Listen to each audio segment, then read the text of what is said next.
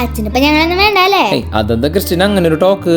അല്ല, അച്ഛനെന്ന് അൾട്രാബോയ്സിന് മാത്രം തിരുരക്തത്തില് മുക്കി കൊടുത്തു. നമ്മളെന്നും ആർക്കും വേണ്ട. തിരുശരീര രക്തങ്ങൾ ഒരുമിച്ച് കുർബാന സമയത്ത് വിശ്വാസികൾക്ക് നൽകണമെന്ന് തന്നെയാണ് സഭയുടെ ആഗ്രഹം. എന്നാൽ വിശുദ്ധ കുർബാനയ്ക്ക് വരുന്ന എല്ലാവർക്കും അങ്ങനെ നൽകുക എളുപ്പമല്ലാത്തത് കൊണ്ടാണ് സഭ അതിന് നിർബന്ധിക്കാത്തത്. അപ്പൊ ഞങ്ങൾക്ക് ഈശോയുടെ ശരീരം മാത്രമല്ലേ കിട്ടണുള്ള? പറഞ്ഞത് തെറ്റ്.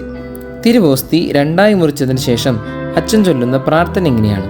സ്തുത്യർഹവും പരിശുദ്ധവും ജീവദായകവും ദൈവികവുമായ രഹസ്യങ്ങൾ വേർതിരിക്കപ്പെടുകയും പൗത്രീകരിക്കപ്പെടുകയും പൂർത്തീകരിക്കപ്പെടുകയും പരസ്പരം കലർത്തപ്പെടുകയും യോജിപ്പിക്കപ്പെടുകയും ചെയ്തിരിക്കുന്നു.